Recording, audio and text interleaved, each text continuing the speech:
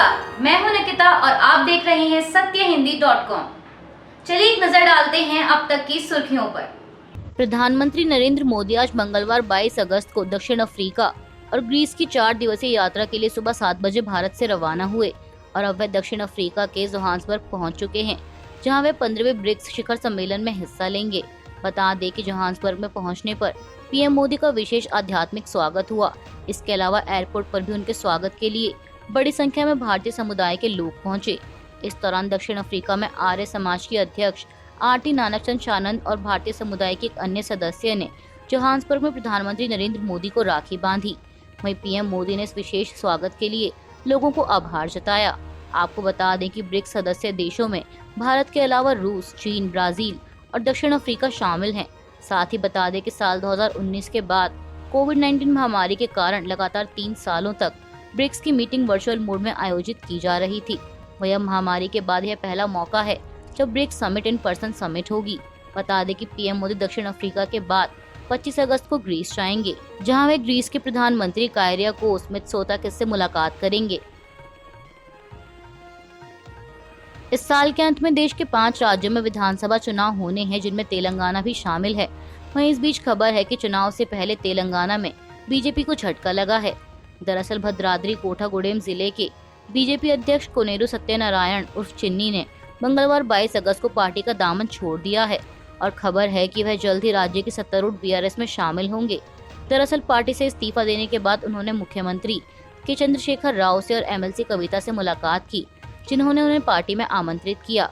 वहीं अब खबरों के मुताबिक कोनेरू सत्यनारायण शुक्रवार या शनिवार को बीआरएस में शामिल हो सकते हैं। वहीं बीजेपी की स्टेट यूनिट की ओर से कहा गया है, पार्टी के नियमों का उल्लंघन करने और पार्टी विरोधी गतिविधियों में शामिल होने के आरोप में चिन्नी को निलंबित कर दिया है। मामले में भाजपा के राज्य महासचिव जी प्रमेंद्र रेड्डी ने कहा कि चिन्नी का निलंबन तुरंत प्रभाव से लागू होगा। उन्होंने बताया कि चिन्नी ने सोमवार देर रात हैदराबाद में मुख्यमंत्री से मुलाकात की। इस मुलाकात के बाद पार्टी ने यह कार्रवाई की है। आपको बता दें कि चिन्नी ने 2014 में टीडीपी के उम्मीदवार के रूप में कोठागुडेम विधानसभा क्षेत्र से चुनाव लड़ा था और वह 2017 में भाजपा में शामिल हो गए थे। एशिया की सबसे बड़ी प्याज मंडी नासिक के लासल गांव की कृषि उपज बाजार समिति ने केंद्र के 40% एक्सपोर्ट ड्यूटी लगाने के फैसले के विरोध में आज मंगलवार 22 अगस्त को अनिश्चित काल के लिए प्याज का व्यापार बंद कर दिया, जिसकी वजह से सरकार को राज्य से प्याज खरीदने के लिए मजबूर होना पड़ा। इस बात की जानकारी देते हुए केंद्रीय मंत्री पीयूष गोयल ने मंगलवार को एक संवाददाता सम्मेलन में कहा कि केंद्र सरकार ने निर्यात प्रतिबंधों के बीच किसानों की सुरक्षा के लिए महाराष्ट्र में 2410 रुपए प्रति क्विंटल पर प्याज की खरीद शुरू की है। उन्होंने कहा कि प्याज पर निर्यात शुल्क लगाने के साथ ही सरकार ने बफर स्टॉक के लिए किसानों से अतिरिक्त 2 लाख टन प्याज खरीदने का फैसला किया है। गोयल ने कहा कि एनसीसीएफ और नेफेड ने सोमवार को देश भर के उपभोक्ताओं के लिए 25 रुपए प्रति किलोग्राम की रियायती दर पर प्याज की बिक्री शुरू की थी। आज इसे और बढ़ावा दिया जाएगा। उपभोक्ता और किसान दोनों हमारे लिए कीमती हैं। मैं किसानों से आग्रह करता हूं कि वे चिंता ना करें और अपनी उपज अच्छी कीमत पर बेचें। केंद्रीय मंत्री ने कहा कि किसानों को चिंता करने की कोई बात नहीं है, उन्हें घबराहट में बिक्री नहीं करनी चाहिए। मैं एकनाथ शिंदे और देवेंद्र फडणवीस दोनों के साथ लगातार बातचीत कर रहा हूं। अजीत पवार और मैंने भी कई बार बात की है। मैं महाराष्ट्र के कृषि मंत्री और कई अन्य राज्य मंत्रियों के संपर्क में हूँ। उन्होंने कहा कि केंद्र कीमतों को स्थिर रखने के लिए उपभोक्ताओं को 25 रुपए प्रति किलोग्राम पर प्याज उपलब्ध करवाएगा। हाजीपुर से सांसद और राष्ट्रीय लोक जनशक्ति पार्टी प्रमुख पशुपति पारस और उनके भतीजे चिराग पासवान के बीच चल रही तकरार किसी से छिपी नहीं है। इस बीच आज मंगलवार 22 अगस्त को केंद्रीय मंत्री पशुपति पारस ने कहा कि वे चिराग पासवान के साथ नहीं आएंगे, क्योंकि अगर दल टूटता है तो जुड़ जाता है, लेकिन दिल टूटता है तो फिर नहीं जुड़ता। उन्होंने कहा कि मैंने बीजेपी से कहा है कि अगर आप चाहें तो चिराग पासवान को एनडीए गठबंधन में जोड़ सकते हैं, लेकिन मैं चिराग पासवान को दल में नहीं मिलाऊंगा, दिल में नहीं मिलाऊंगा। पशुपति पारस ने दावा किया कि उनके भतीजे और लोकसभा सदस्य चिराग पासवान को कानून के मुताबिक सिर्फ उनके पिता की संपत्ति विरासत में मिलेगी। पारस ने कहा कि वह 2024 का लोकसभा चुनाव बिहार की हाजीपुर सीट से लड़ेंगे। उन्होंने दावा किया कि रामविलास पासवान ने उन्हें 2019 में भी इस निर्वाचन क्षेत्र से लड़ने के लिए कहा था। गौरतलब है कि पूर्व केंद्रीय मंत्री रामविलास पासवान का लंबी बीमारी के बाद अक्टूबर 2020 में निधन हो गया था। उनके बेटे चिराग पासवान और छोटे भाई पारस के बीच मतभेद के बाद उनकी लोक जनशक्ति पार्टी 2 गुटों में बंट गई। वहीं अब चिराग की अगुवाई वाली लोक जनशक्ति पार्टी रामविलास और पारस के नेतृत्व वाली राष्ट्रीय लोक जनशक्ति पार्टी दोनों बीजेपी के नेतृत्व वाले एनडीए का हिस्सा हैं। दरअसल मामला ये है कि चाचा भतीजे हाजीपुर सीट को लेकर आमने सामने आ गए हैं और हाजीपुर सीट को पार्टी की पारंपरिक सीट माना जाता है। हालांकि एनडीए की बैठक में चिराग ने जब अपने चाचा पशुपति के पैर छुए थे तो ऐसा माना जा रहा था कि चाचा भतीजे के बीच की दूरियां खत्म हो गई हैं। मध्य प्रदेश के सागर में एक रैली को संबोधित करते हुए कांग्रेस अध्यक्ष मल्लिकार्जुन खड़गे ने बीजेपी पर निशाना साधते हुए कहा कि कुछ लोग संविधान को बदलने की कोशिश कर रहे हैं, लेकिन ऐसा नहीं हो सकता। भारत की 140 करोड़ जनता इसे बचाने के लिए खड़ी है।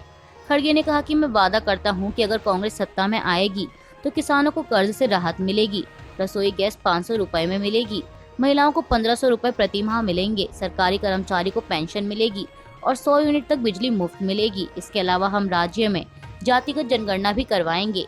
हमारी वर्किंग कमेटी में पिछड़े वर्ग के 6 लोग शामिल हैं। कांग्रेस अध्यक्ष ने मध्य प्रदेश की सरकार पर तीखा हमला बोलते हुए उसे अवैध सरकार बताया। उन्होंने कहा कि मध्य प्रदेश की मौजूदा सरकार अवैध है।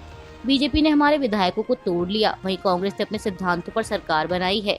बीजेपी को आड़े हाथ लेते हुए खड़गे ने आगे कहा कि बीजेपी हमेशा पूछती है कि कांग्रेस ने 70 साल में क्या किया।